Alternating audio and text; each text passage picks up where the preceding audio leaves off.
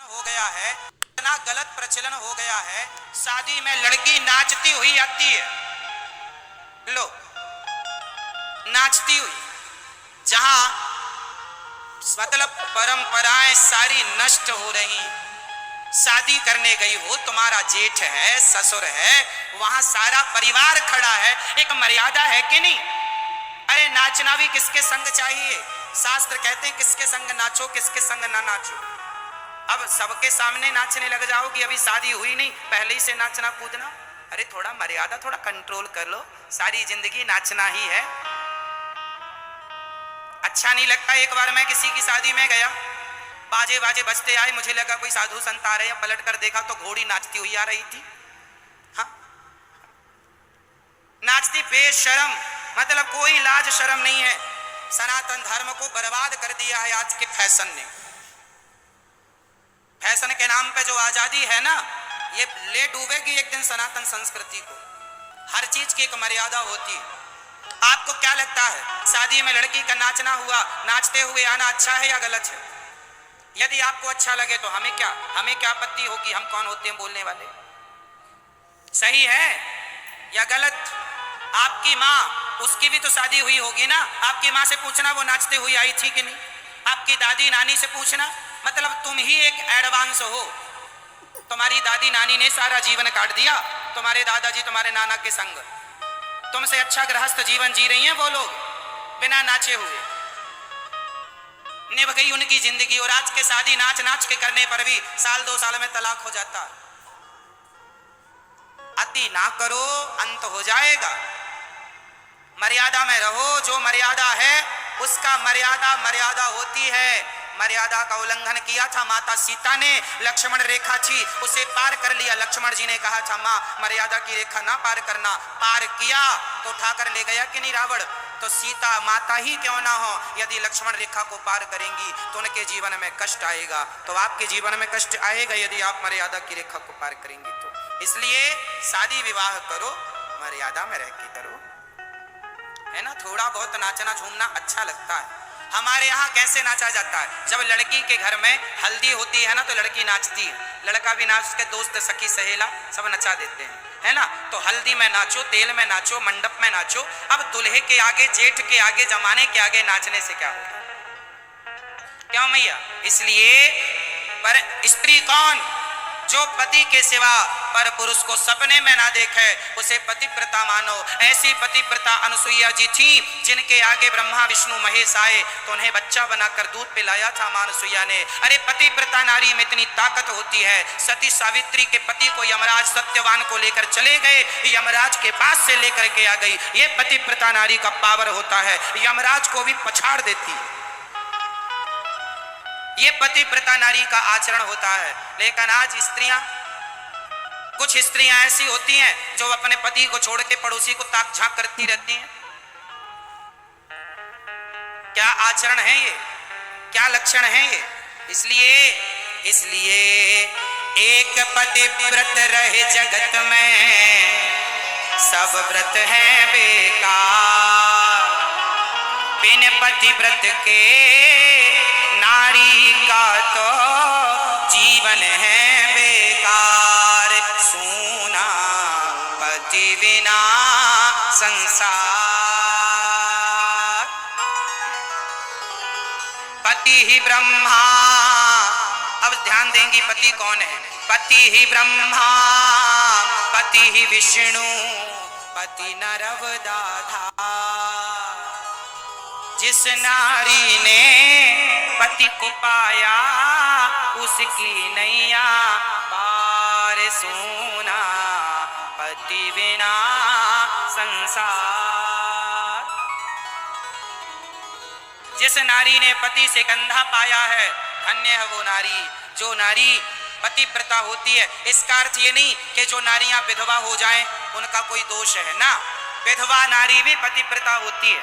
माता कौशल्या इसका उदाहरण है। दशरथ जी जब मर गए, तब दशरथ जी की पत्नी माता कौशल्या विधवा हो गई, राम जी की माँ। तो माता कौशल्या विधवा थी तो वो बड़ी पतिव्रता थी। पतिव्रता नारी उसे कहते हैं जो पति के ना रहने पर जो परमेश्वर से संबंध जोड़ लेती है वो पतिव्रता नारी होती है। जो पति रहे तो पति के संग रहे और पति नहीं तो पति के बाद परमेश्वर। इसलिए भगवान ने हमें 2 पति दे रखे। आपके कितने पति हैं? मैया आपके कितने पति हैं? सबके 2 पति हैं। एक पति मांग भरने वाला आपका। आपका पति आप लोग कहती हो हस्बैंड, जिसका हंस हंस के बैंड बजाती रहो वही हस्बैंड है। हस्बैंड हस्बैंड नहीं होता हमारे यहाँ। हमारे यहाँ पति होता। पति और पत्नी। पुरुष लोग भी मेरी वाइफ है, ये वाइफ क्या होता है? वाइफ वाइफ नहीं। हमारे यहाँ धर्म पत्नी होता है, पति होता है, परमेश्वर होता है, हस्बैंड वाइफ नहीं होता। तो पति 2 होते हैं, तुम हो एक अगोचर, सबके प्राण पति, स्वामी सबके प्राण पति। ये बच्चा देखो, इसकी माँ कहाँ गुम हो गई है? किसका बच्चा है? जिसका हो ले जाओ। तुम हो एक अगोचर, सबके प्राण पति, स्वामी सबके प्राण पति। किस विध बिना हो दयामय, किस विध बिना श्री श्याम जी, तुमको मैं कुमति। ओम जय जगदीश हरे।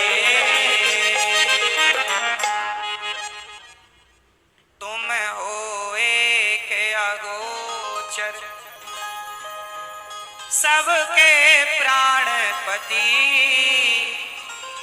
बताओ सबके प्राणों के पति कौन है? मैया जी, ओ मेरी माँ, सबके पति कौन है बताओ? तुम हो एक अगोचर, सबके प्राण पति। तो एक पति है ये और दूसरा पति है आपका, हो गए 2। तो एक जब चला जाए तो दूसरे के भरोसे जीवन गुजार लेना, यही पतिव्रता नारी का लक्षण है।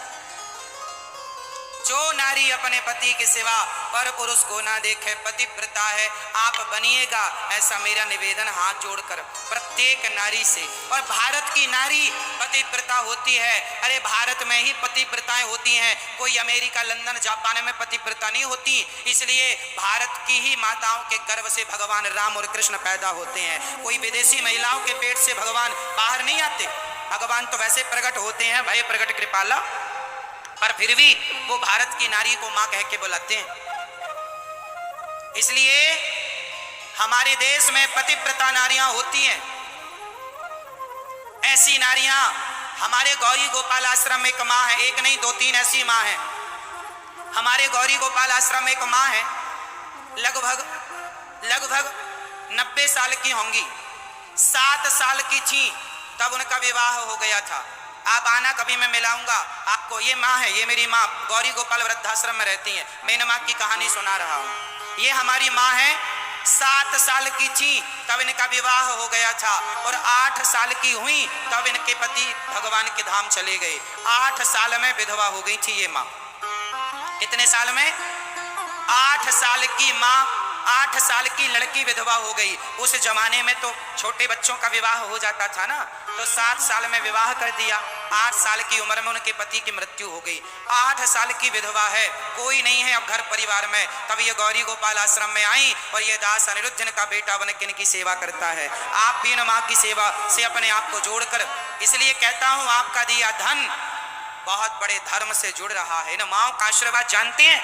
जिन माओ का कोई नहीं है उनको जब आप सहारा देते हैं तो कितना बड़ा पुण्य मिलता है। आज के कलयुग की ये सती सावित्री है, यदि मैं कहूं तो आश्चर्य नहीं होगा।